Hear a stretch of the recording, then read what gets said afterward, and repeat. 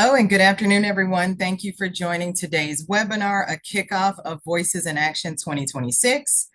This is a joint initiative between Independent Sector, Nonprofit Vote, Alliance for Justice's Boulder Advocacy Program, and the League of Women Voters. This webinar today will serve as a launchpad for the larger Voices in Action initiative, which will go from June through October of this year with monthly emails with additional resources around the topics that we'll discuss today. So be sure to sign up for our larger email campaign, which you'll receive more information about throughout today's webinar. As a housekeeping item, please note that all lines are muted to ensure sound quality, but we encourage you all to leave your leave your questions in the questions box and we'll answer them throughout today's webinar. Let's take a quick look at our agenda for today. We'll start off by talking about why Voices in Action Now, setting the stage for why this initiative came to be this year and the importance of it and how we'll engage throughout this initiative. Then we'll talk a bit about how to approach election year engagement. I know that civic engagement can feel a bit daunting to some organizations, so we want to set the stage with how you can think strategically about engaging. Next, we'll talk a little bit about the do's and don'ts of civic engagement for nonprofits. Then we'll give you some strategies, building your engagement playbook for how to engage throughout this election season. And finally, we'll end today's webinar with a call to action, not only 5 quick and easy ways that you can engage after today's webinar, but ways that you can remain connected to the Voices in Action initiative after today's webinar. For a quick introduction of our speakers, first we will hear from our president and CEO of Independent Sector, Dr. Akilah Watkins, followed by Brian Miller, the executive director of Nonprofit Vote. Also joining us for today's webinar is Megan Brown of League of Women Voters, myself, Vanna Kier, Director of Advocacy and Engagement here at Independent Sector, Natalie Ossenfort of Boulder Advocacy within Alliance for Justice, and then Gwen Stenbridge of Nonprofit Vote.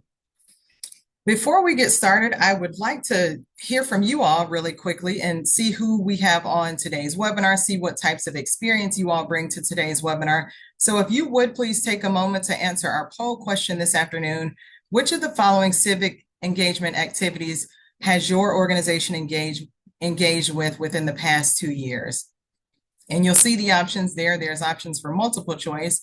We have voter education, nonpartisan, of course, voter registration, get out the vote activities, policy advocacy, non-lobbying, lobbying within legal limits, candidate education, or none. So we'll give you all a moment or two to answer our poll question.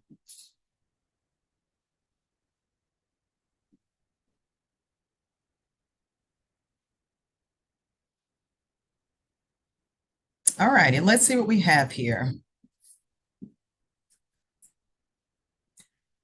Looks like about 77% of you have engaged in nonpartisan voter education. 62% of you have done voter registration. Another 57% of you have done GOTV.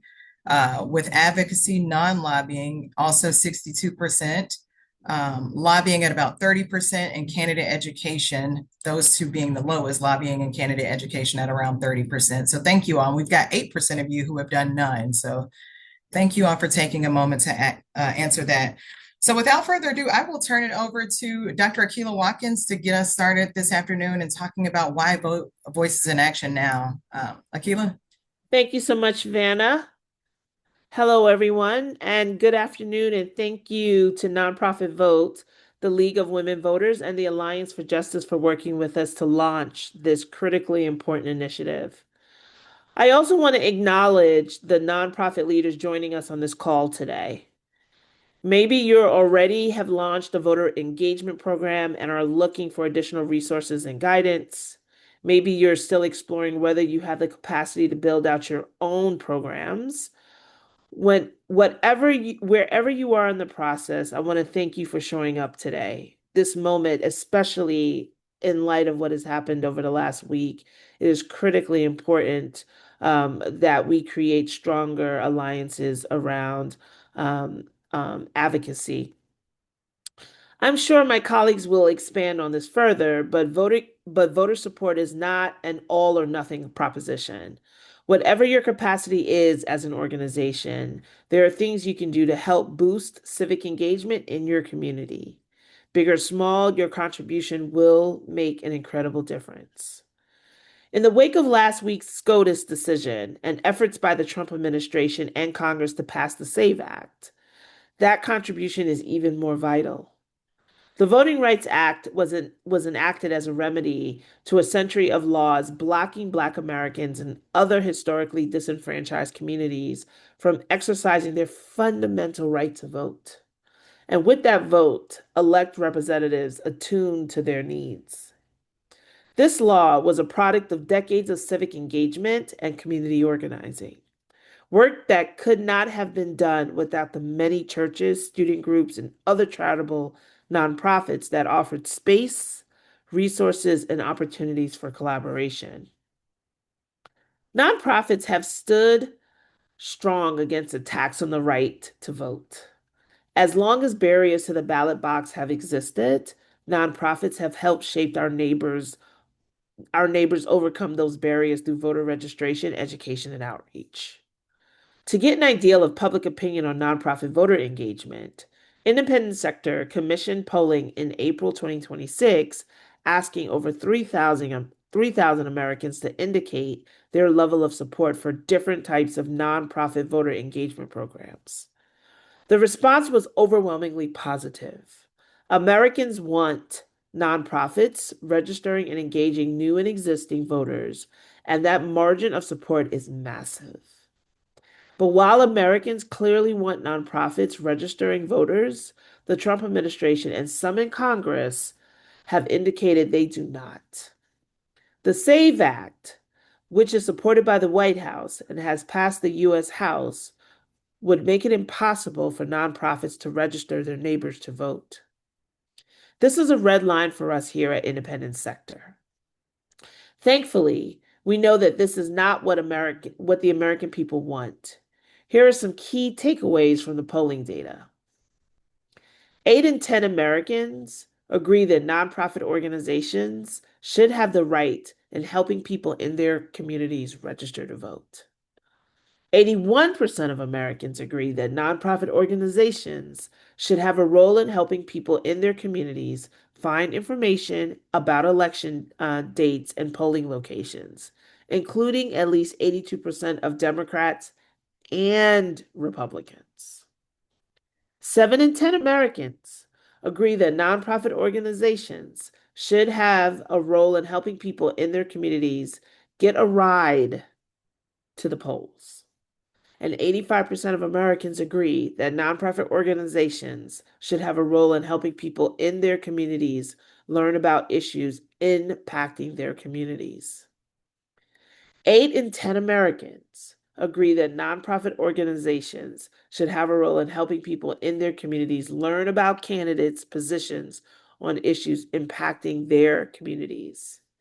And 8 in 10 Americans agree that nonprofit organizations should have a role in helping people in their communities understand sample ballots and how to use voting machines. From this data, we know that Americans are widely supportive of nonprofits educating and engaging voters. But what makes Voices in Action so vital is the remarkable effectiveness of these programs, something Nonprofit Vote has studied in detail. To speak more about that, I want to pass this over to my friend and colleague, Brian Miller, Executive Director of Nonprofit Vote. Brian. Thank you, Dr. Watkins. Really appreciate your leadership and everything that Independent Sector has been doing in this space. As Dr. Watkins noted, we are living in unprecedented times right now with some assaults on the principles of inclusive democracy, including the Supreme Court ruling last week. But I think it's important to know that even before the current assault began and before some of the current trends that are happening vis-a-vis democracy, we already had gaps in voter participation. We had gaps where, and if someone could cue up the next slide here, we already had gaps in voter participation that meant that low-income communities, communities of color, younger voters voted at significantly lower rates than other voters. And these are the same communities that are being served by nonprofits. And there's a lot of factors that are driving this. Voter suppression laws is certainly part of it, but part of it is also just a natural feedback loop in the dynamics of political campaigns.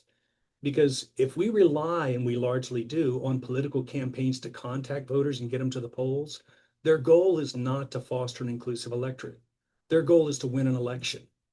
And because their goal is to win an election, they're going to focus their communications on people with a history of voting, which means if a community does not have a history of voting, if a single voter doesn't have a history of voting, they're labeled as unlikely.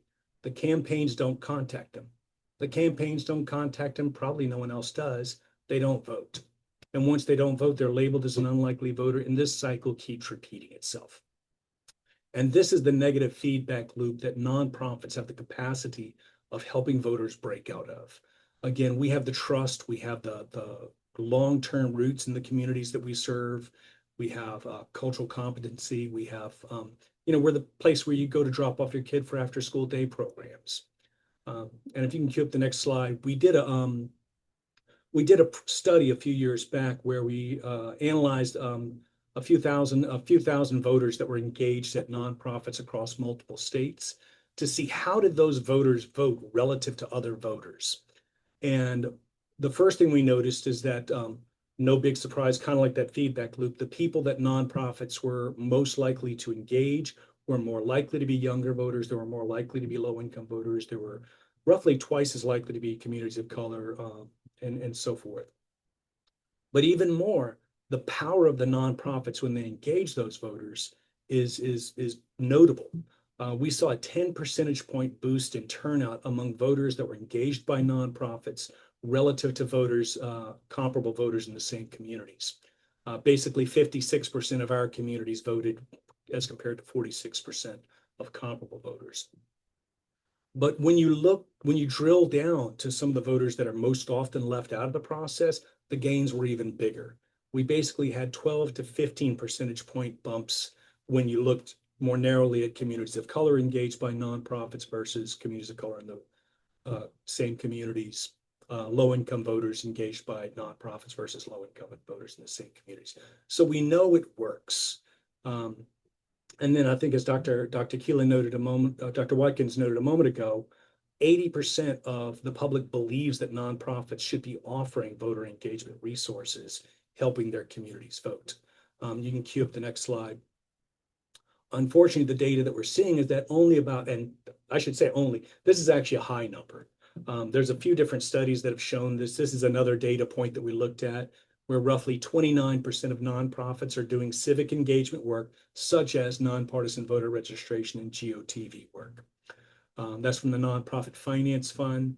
We've looked at similar data from the Urban Institute, and they had a 20% of nonprofits doing voter engagement work.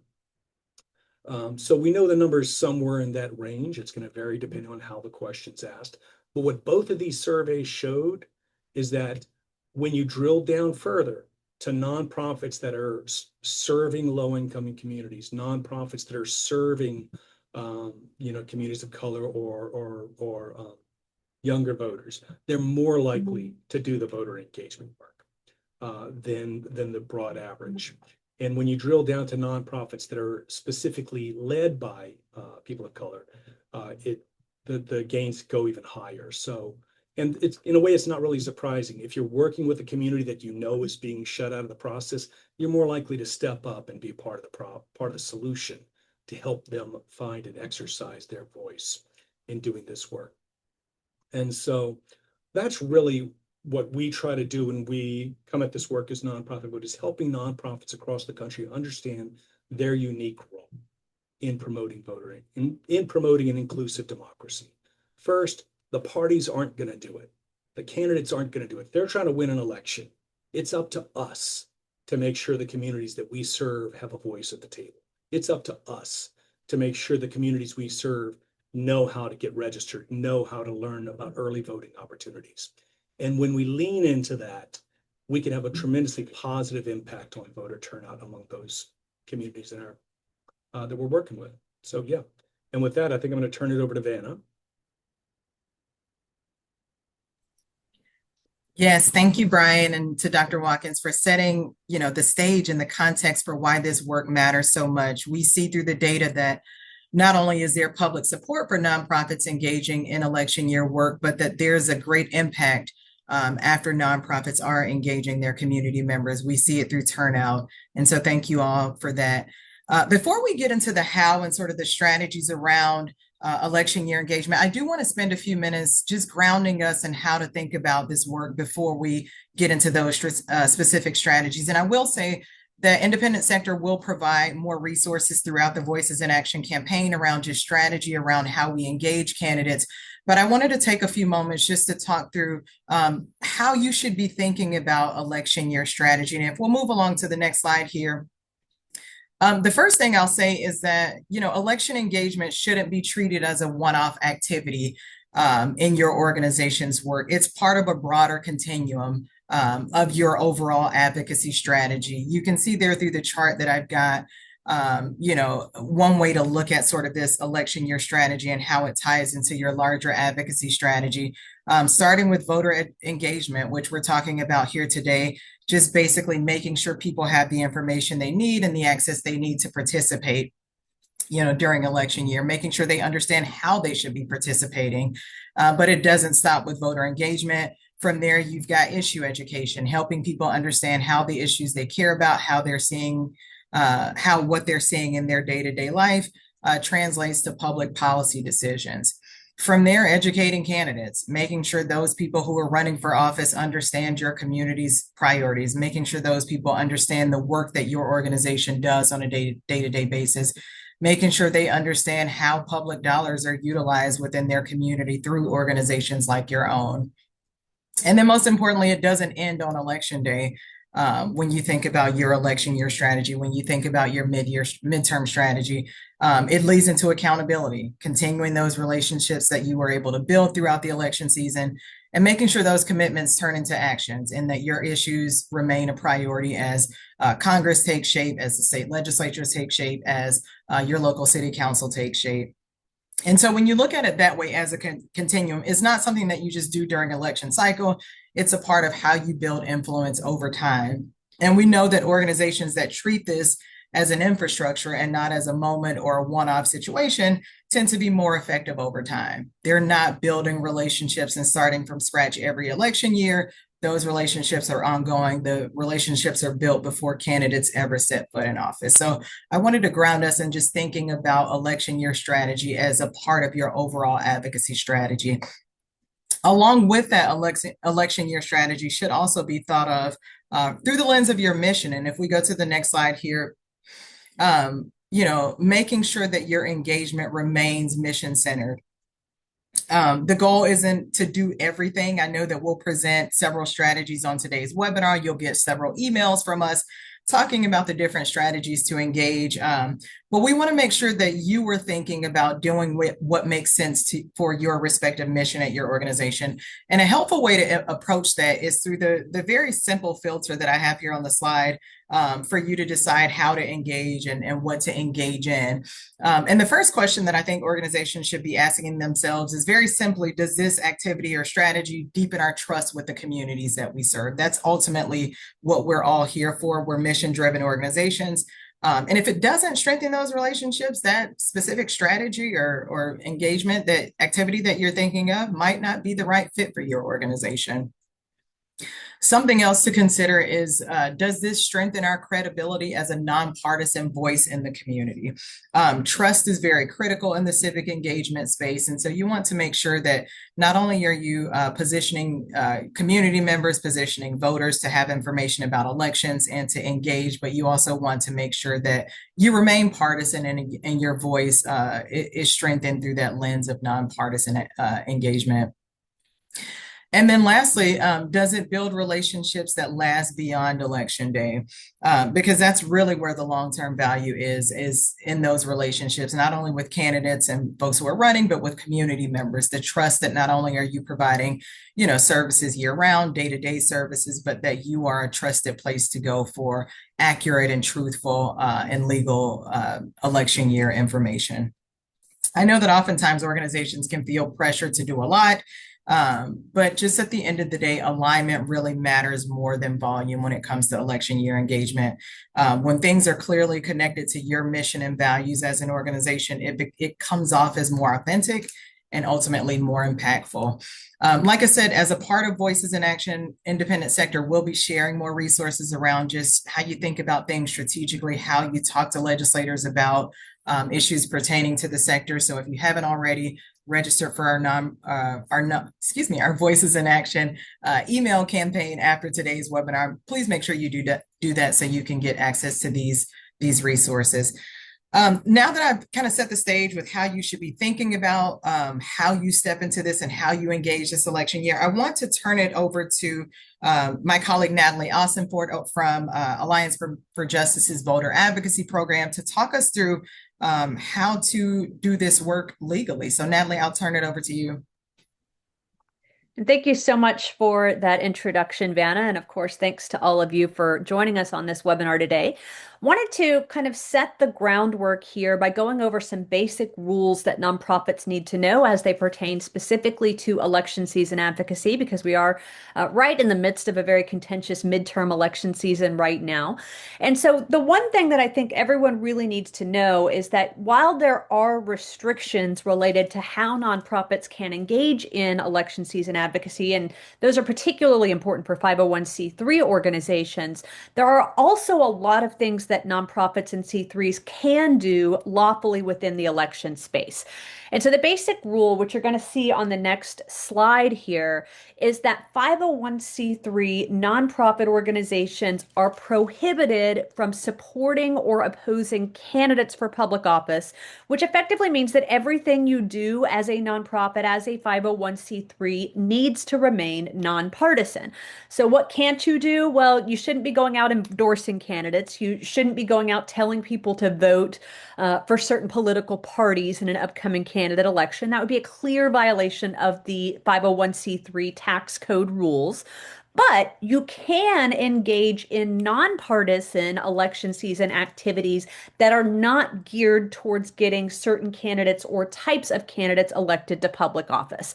And so 501c3 organizations are really fantastic at engaging in nonpartisan GOTV initiatives. And in fact, this is something that they can do within the confines of what the tax code allows. They can educate their communities on how to vote, where to vote, what types of ID they need to bring to the polls, how to find their polling locations, things of that nature.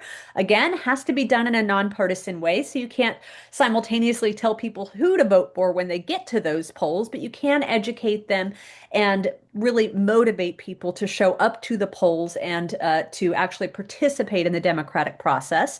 You can also engage as a C3 public charity and voter registration initiatives, as long as you're not suggesting who people should vote for once they are registered. And of course, you want to follow federal and state law, and state laws are very particular about who is eligible to register voters and how they have to go about doing that. So make sure that you check those in addition to ensuring that your C3 is being nonpartisan during that voter registration process.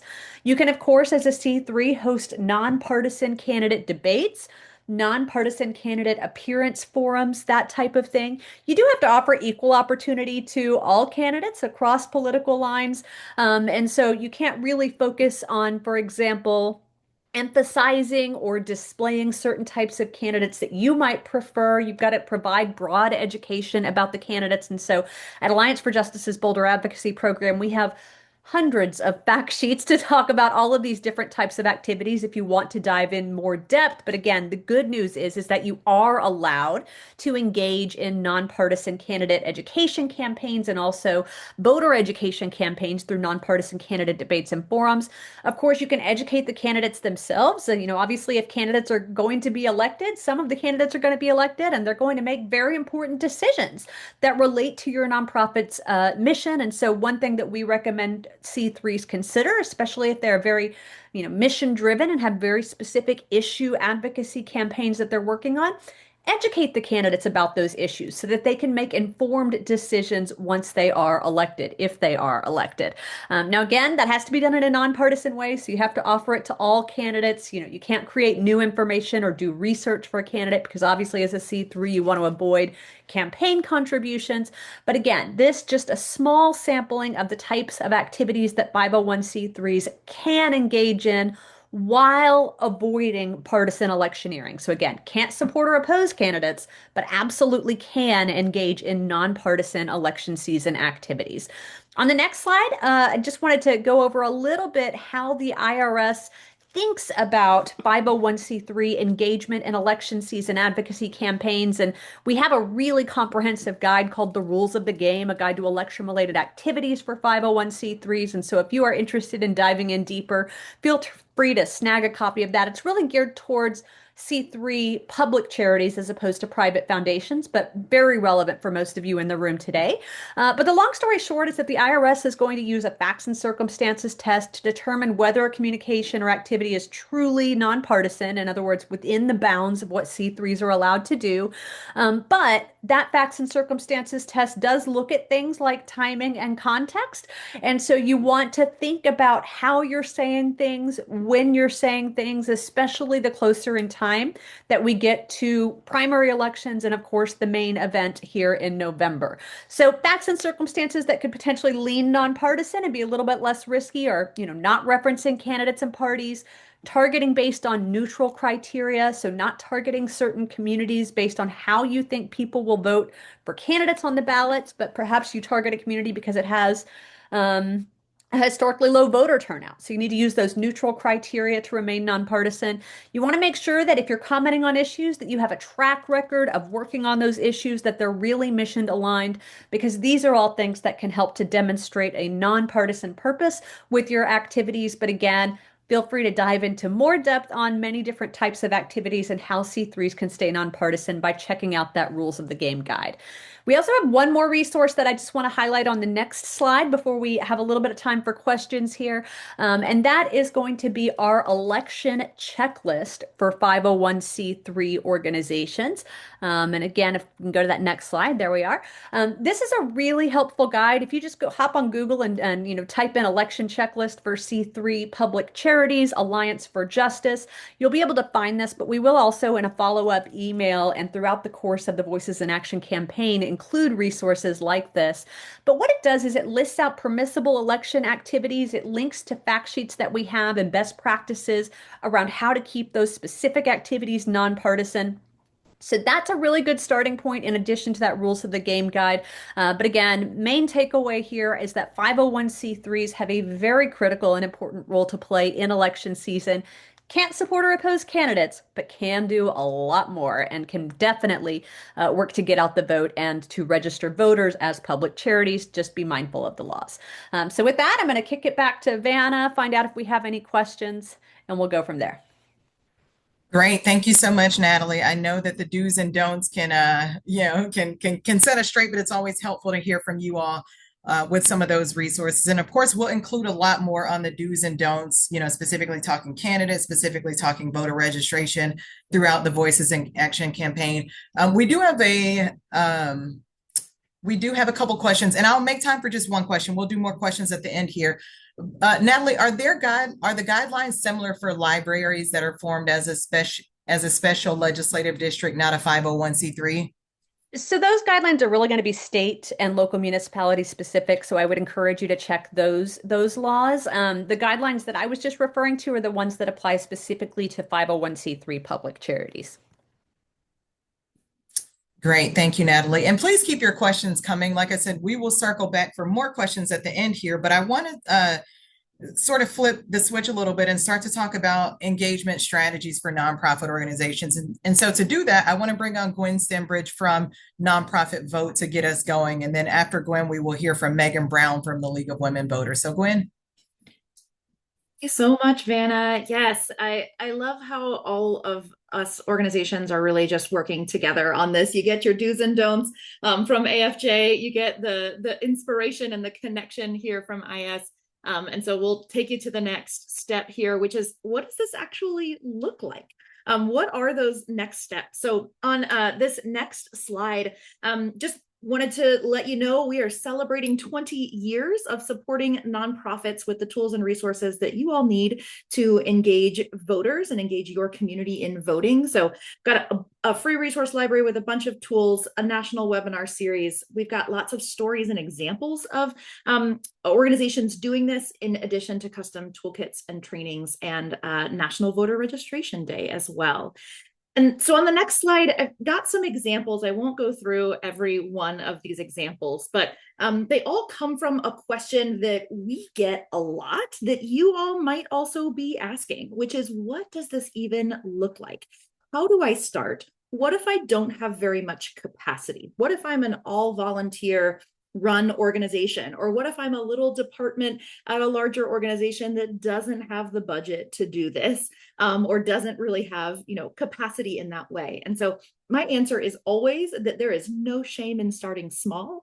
If you haven't done this before, or if you've started, in little ways, there is no shame in starting small. One voter engaged is another voter engaged. And so just really encourage you to take those steps at whatever level you're taking them at.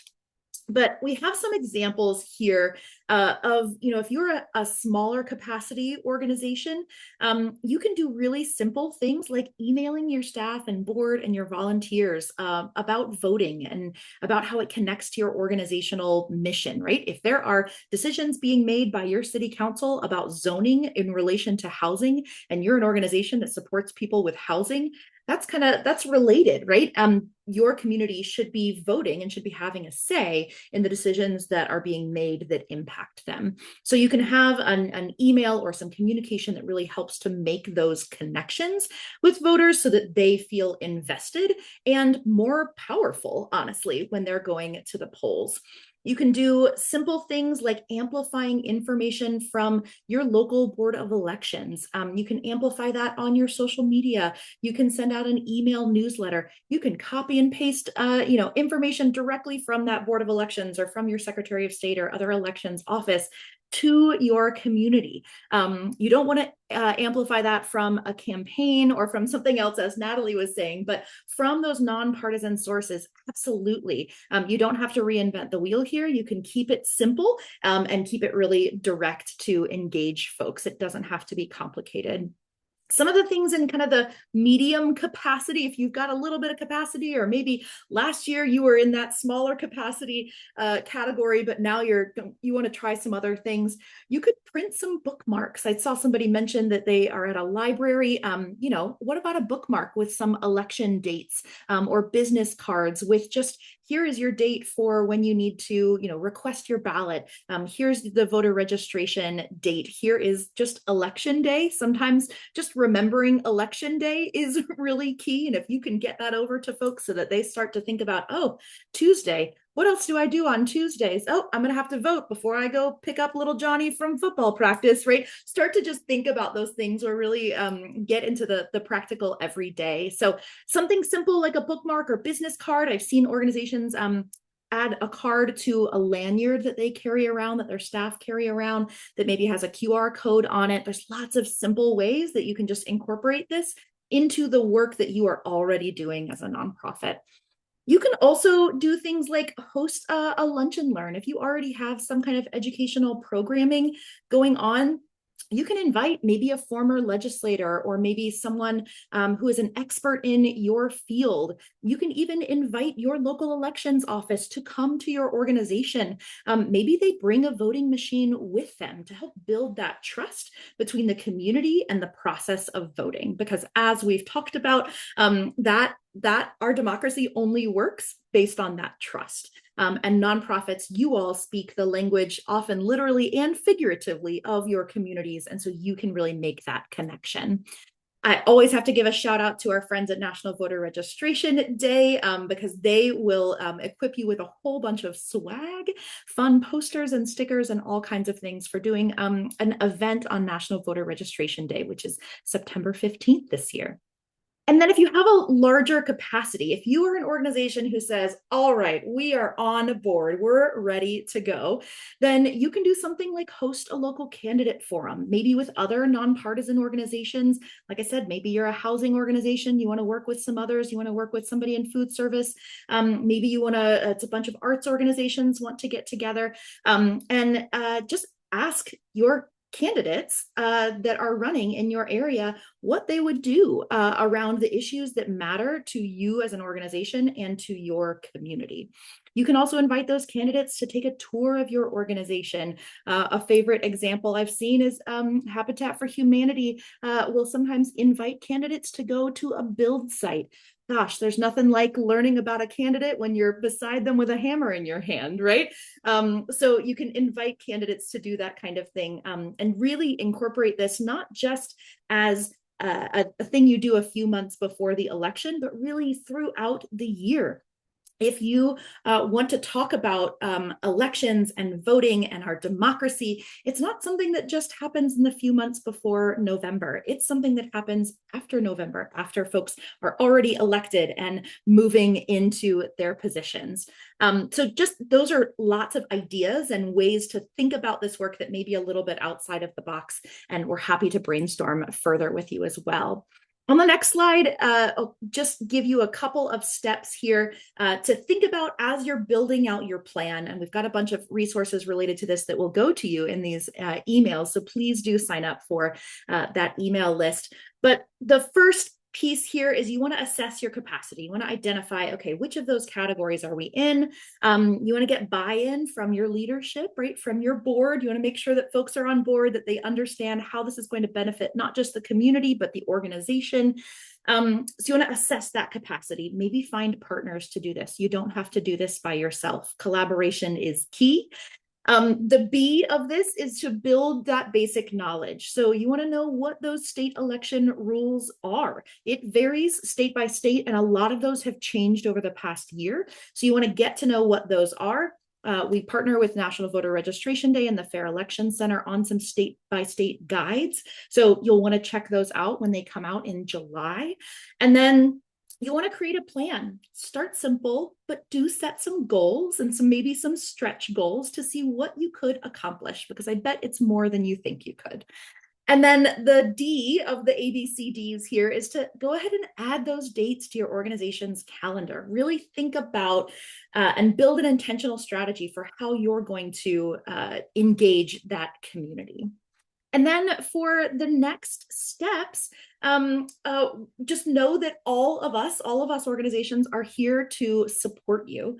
And one of the things you can do with those next steps on that next slide, yeah, thank you, is sign up. We are, you'll see some of our familiar faces again, but we are here to rally the sector about 6 months before the midterm elections.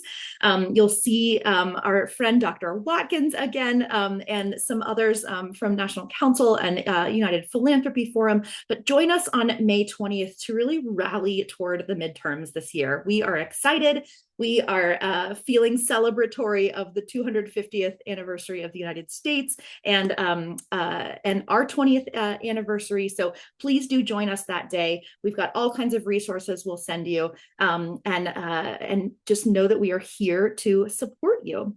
So speaking of wonderful partners, I'm going to turn it over to my friend Megan Brown from the League of Women Voters to give you some next steps.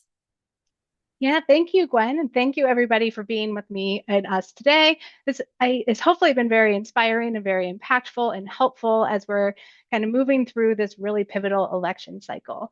So I am with the League of Women Voters, and on the next slide, I have a really high-level overview of who we are at the League and how we could potentially work with and support you in your nonprofit voter education work throughout this cycle. So the League is a nonpartisan nonprofit.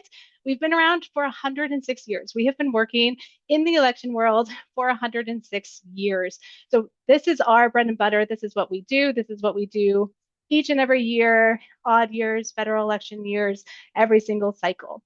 We also are about 750 different state and local leagues across the country in all 50 states and DC, and about 1 million members and supporters. This means that we are in your communities. We are your friends, your family, your colleagues. We are everywhere on the ground across the country.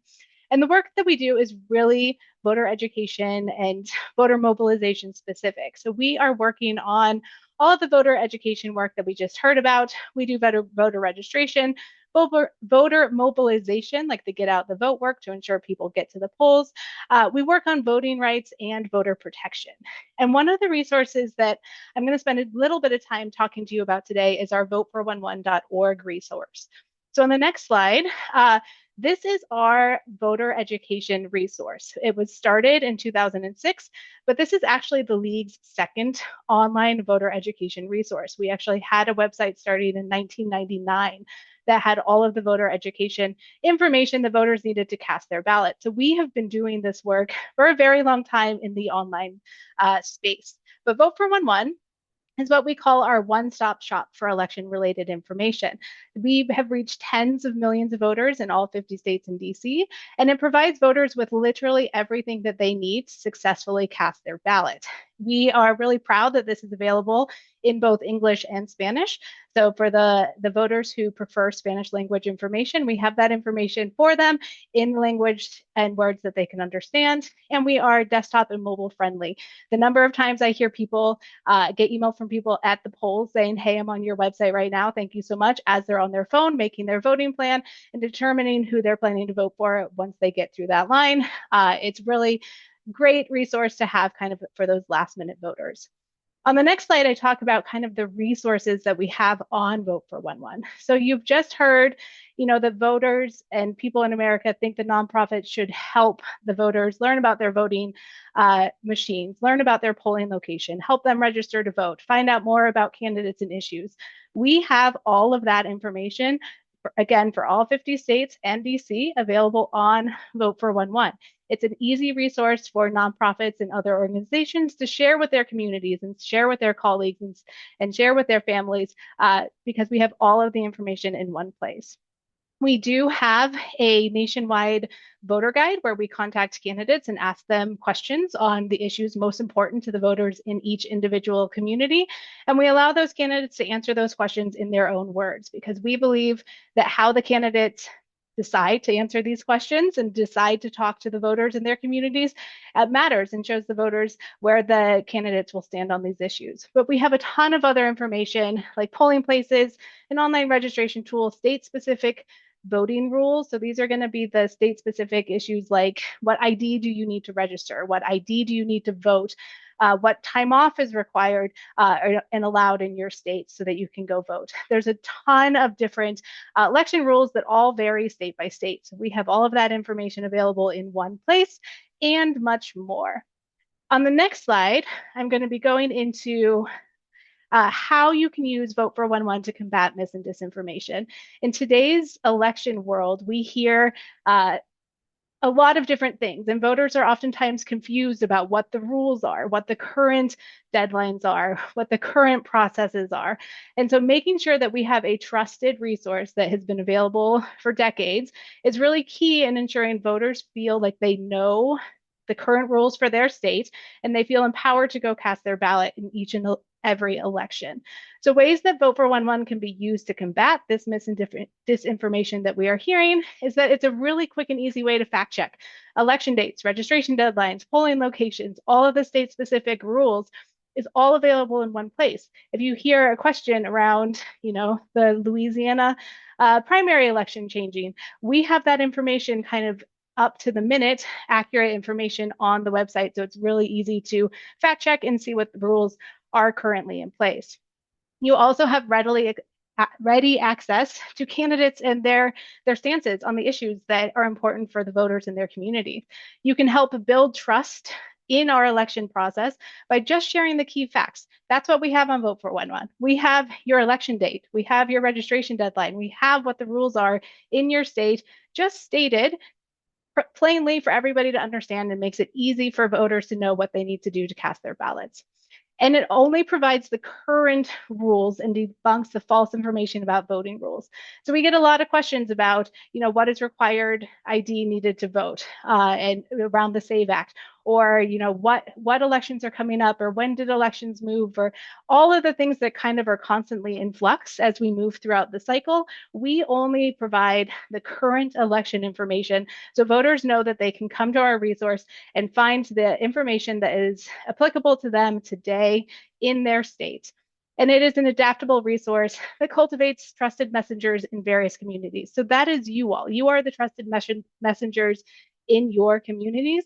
And it's a way that we can kind of partner together to make sure that the people in your communities find the election information that they are looking for in this really pivotal election cycle. And on the next slide, I just have a really brief overview on how you can partner with us. So you have got all of those great ideas and suggestions for the work that you can be doing from Gwen.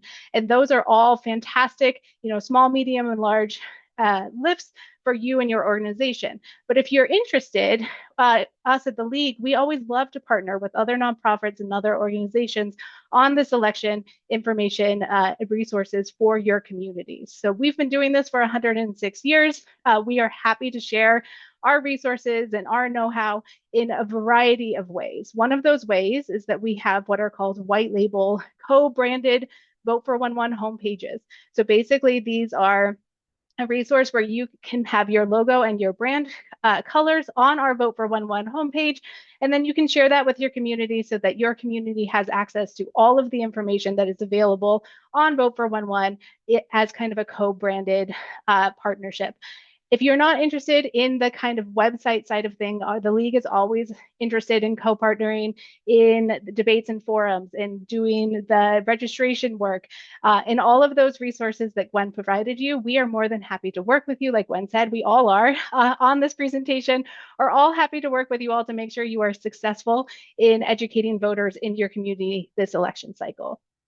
So I know that that was a lot of information that we just threw at you. So the next slide is going to be really 5 key actions that you can take as soon as we hang up from this presentation. These are 5 things that you could do today to make sure that you are starting your election work in 2026 off on the right foot. So one of those is to just post those election dates from your Secretary of State or from Vote for 1-1 on your state, on your organization resources so that voters and your communities know when the elections are. If you are a state-based organization, you can just, put your state's election date. But if you've got communities all across the country, you can put the different election dates for primaries or just the November general election on your resources. Same thing, you can add the election date to your organizational calendar. It's really easy to forget that the first Tuesday after the first Monday in November is the general election.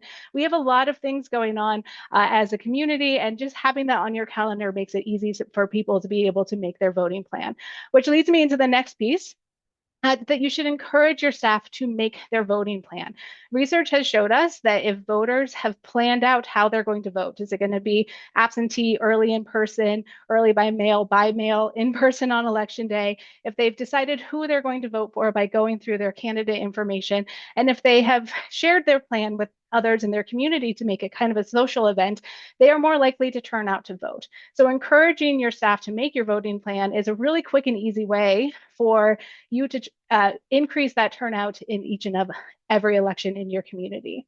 You can commit to one voter engagement activity. Gwen gave you like 20. Choose one of those to do right after this call and see what fits with your resources and with your capacity. And finally, we do encourage you to share Vote for 1-1 resources with your community. Because it is a nationwide resource, it has everything available all across the country, no matter where voters live. And we cover each and every election in their community. It's not just primary election and then general election. We have special elections, runoff elections, local elections, municipal elections. We have them all available on that one resource that is ready for you. So you do not have to recreate the wheel. You are able to just share our resource and partner with us moving forward. And with that, I'm going to turn it back over to Vanna to get to a few more questions. Great. Thank you, both Megan and Gwen, for that information. Hopefully, you all got some ideas on how your organization, for those, I think 8% of you that are not currently engaged in this work, have some ideas now for how to step into some of the lighter lifts that Gwen proposed. Now I'm going to open it up for questions in just a moment, but if we can go to the next slide, I do want to, before we hop into questions, I know that oftentimes people tend to hop off when Q&A comes, but I do want you all to sign up for the Voices in Action campaign that will continue beyond this webinar. As I mentioned at the top of the webinar, this was really intended to serve as a launch pad. This webinar was our official launch of our Voices in Action campaign. So following this webinar, we will have monthly emails. I know that you heard a lot from Nonprofit Vote. You heard a lot from League of Women Voters, from Independent Sector, from Boulder Advocacy. We're going to follow up, and every month we will send out an email with more resources, toolkits, and information for your organizations to be able to engage in this work. Every month we'll focus on a different topic. So candidate education will be a topic for 1 month. Voter registration, we'll share tools and toolkits and resources around that. Get out the vote will be a topic. Please make sure you're signed up for our monthly email campaign. This email list will only be used to send out those emails. So I want to encourage you all to get on that to make sure you all have access to a lot of these tools and resources that we've shared on today. So with that, I will jump into some questions. And in addition to this QR code, the link for this is also in the chat for you all. So please go in and sign up, and also share the link to this Voices in Action campaign. We want these resources to be spread as far and wide into the sector as possible so that we can really have a strong showing. Because as you saw at the top of the webinar, there is a lot of public support for nonprofits engaging in this work. So with that, let's get to some questions. I saw a question here about 501c4 organizations, and I'll direct that question to Natalie. I think the question was, if I can scroll, how do the guidelines differ for 501c4 organizations? Sure, yeah. So the rules that I talked about earlier, those tax code rules, really were the ones that pertain to 501c3 public charities. 501c4s actually have more flexibility than 501c3 organizations. And so 501c4s, they can do an unlimited amount of lobbying, which is legislative activity. They can do all of the same issue advocacy and voter work that 501c3s can do, but they can also do some support or opposition of candidates. So they can engage in some partisan political work as a secondary activity. So just be aware of that. Some of your allies in the field might be doing more than you do, and that might be because they have a different tax exempt status with more generous rules. Now, as C4s, any partisan political activity, support or opposition of candidates has to be a secondary activity of the organization, not the primary. And of course, if you start endorsing candidates or doing partisan political work, you're probably going to trigger state or federal level campaign finance reporting requirements as well. And so there are other things you need to think about. But the long story short is that C4s have more flexibility than C3s when it comes to engaging around candidates during election season. Great, thank you for that, Natalie. And if we can put the question slide on the screen here, I just want to make sure that folks are throwing questions into the questions box. There's another question here that's a little bit long. I'll read it off for you, and I think it would be best served for you, Natalie. We're a nonpartisan civic engagement membership-based organization with a member whose family member is running for office in a competitive city race. The member is trying to find ways to accidentally have their family member / candidate in spaces with our members in order to address the membership. This is clearly nonpartisan if other candidates are not involved. That's the question. Yeah, so I mean, that's kind of one of those, you got to do the balancing facts and circumstances analysis. That's going to lean towards the riskier side if there's just one candidate attending. General best practices, if you are going to have candidates at your 501c3 events, you need to provide equal opportunity to all candidates. You need to have, fair timing so that you're not inviting one candidate to an event that, thousands of people are going to attend, and then another one to an event that you don't expect anyone to show up to. You need to make sure they're not distributing campaign materials at your C3 events, but it all really is this balancing act. And so it's one of these things where you have to kind of dive into the facts and circumstances, but long story short, just allowing one candidate to show up to your events and use your events to kind of campaign from the stage or otherwise, that's going to be pretty risky for a 501c3. Thank you, Natalie. And I'm going to ask that all of our panelists, if Megan and Gwen will join us on camera here, just so that it's easier for answering questions.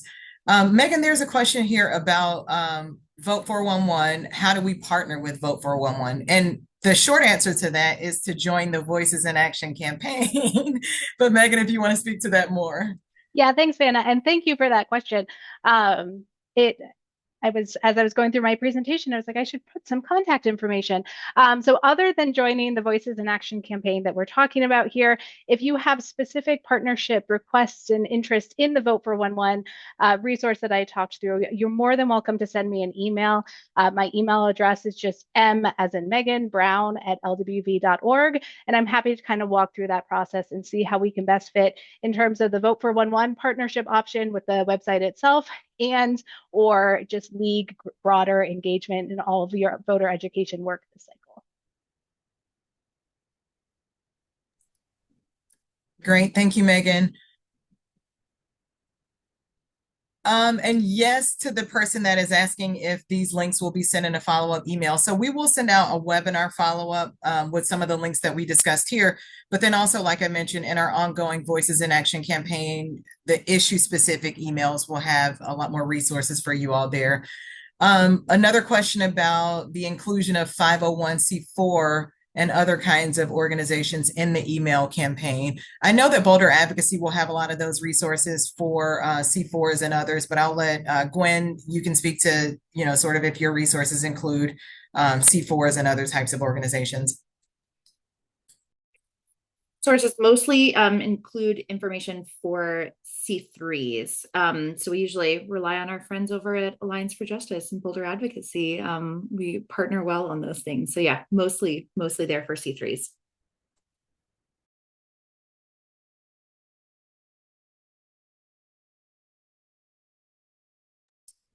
Another question here is, what about inviting current elected officials to events that are representatives in an organization's location, if they happen to be of one party, not to talk about elections, but for special events, etc.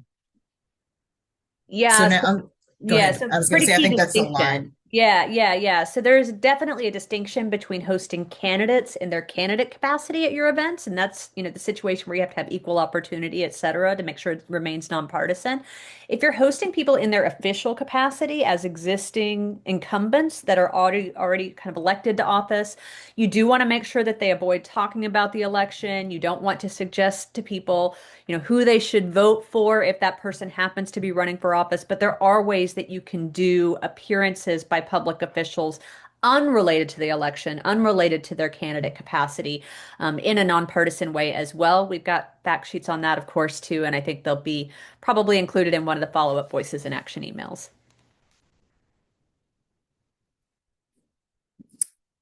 Great. Thanks, Natalie. I think we got through them all, but I'll also pause just to see if we have any final questions now that we just have about 2 minutes left. And if we can flip back over to the slide with the QR code, I do want to just encourage folks again to get access to that link to sign up for our Voices in Action campaign.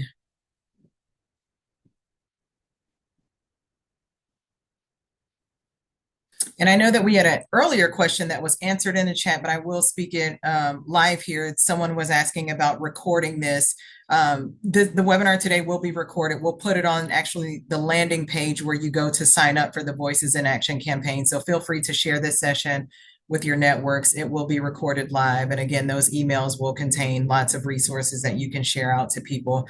In addition to resources, some ideas for some actions that you can take in your community, some easy low lift actions. So I believe we got to all of our questions this afternoon with just about 30 seconds to spare. So thanks so much to all of our panelists for joining us. We hope that you all found this session informative and helpful as you think about how you step into civic engagement work this year. Again, hopefully you all will join us for the rest of the Voices in Action campaign, which will go from June through October, our GOTV final email. Feel free to reach out to us via email if you have any additional questions. You all should, through the Voices in Action sign up, we'll have ways to easily contact us. So with that, thank you all again for Well, actually, we've got a final question here, and I think it may be directed at you, Natalie, before we sign off really quickly. When tabling for voter registration and education, if we are approached with a request to sign a petition, we typically decline. Are we correct in this? That can be a little complicated. It depends on what you mean by a petition and what that petition says. So I would recommend, I did drop it in the chat, but we do offer free technical assistance for any nonprofit on these rules. And so if you want to email that advocacy@afj.org account, one of our trainers will be back in touch, usually within 48 hours. Great. Thank you, Natalie. With that, we are signing off. You all have a great afternoon. Thank you. And I hope that you are getting your strategy together so that we can get out and make an impact this election season. Have a great day, everyone.